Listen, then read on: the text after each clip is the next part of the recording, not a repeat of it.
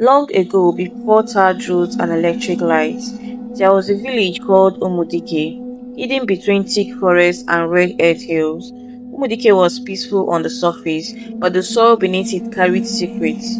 People whispered at night, drums were beaten softly after dark, and some stories were never told in daylight. At the center of every whisper was one name, Nkiru. Nkiru was not just beautiful. Beauty alone does not make a village tremble. She was the kind of woman that made grown men forget their names. Her skin glowed like palm oil in sunlight. Her eyes were calm, too calm as if she was always listening to voices no one else could hear. Men desired her, men pursued her, men disappeared. The first death was called an accident. A hunter named Obasi was found lifeless in his hut, eyes wide open, no wound on his body. He had spent the night with Nkiru. The second man died foaming at the mouth before sunrise. The third was found hanging from a tree, though no rope touched his neck.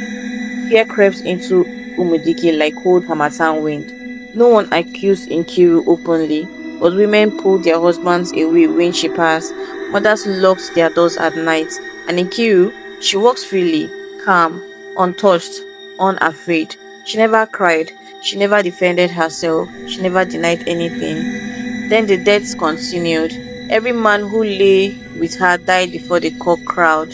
Some died screaming, some died quietly, some were found with smiles frozen on their faces. Still, men went to her. Desire is louder than fear. Soon, no man in Umudike was brave enough to claim her openly, except one, the king. King Oba Ezek Okafor ruled Umudike with iron and ritual.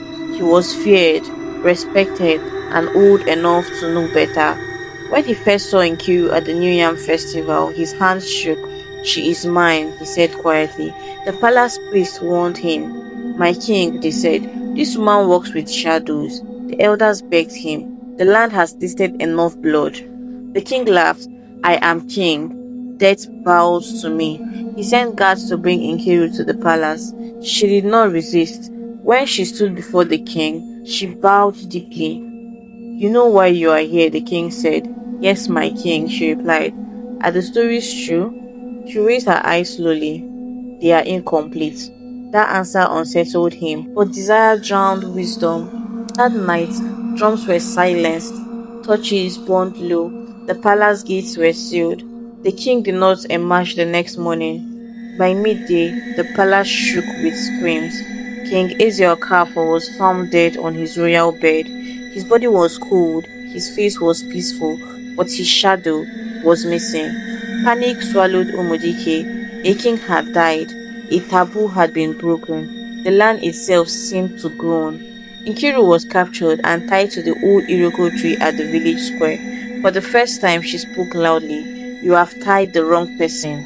The chief priest arrived, his eyes white with fear. "This is no ordinary woman," he said. "She is a vessel." The villagers demanded answers, so Nkiru spoke. Years ago, when she was just a girl, her family was poor and desperate. During a famine, her mother took her to a forbidden shrine deep in the forest. They met a spirit called Onyendo, the borrower of life. The spirit offered wealth, beauty, and protection, but the price was heavy. Nkiru would never belong fully to the living. Every man who entered her body would surrender his life to the balanced pact, not because she wanted it, but because the spirit demanded payments. Her mother died that same night. Nkiru survived, cursed, desired, and alone. The king's death broke the final seal of the pact. Onyendu had taken too much.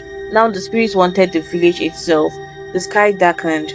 Wind tore through Umudike. Children screamed. The chief priest shouted, "Untie her! She is the gate, not the enemy." But it was too late. From the forest came footsteps, heavy, slow, and countless. The dead men rose. Hunters, farmers, warriors. The king. Their eyes were empty. They walked through the village. Nkiru screamed for the first time. "This ends tonight." She broke free from the ropes without touching them. She walked into the forest alone. Drums followed her. By morning, the forest was silent. No dead men returned. Nkiru never came back. Where she disappeared, a deep peace remained. No plant grows there, no bird, lies over it. Till today, elders warn young men in Umudike. Desire without wisdom invites borrowed death, and sometimes, late at night, a woman's voice is heard from the forest, calm and sad, still listening.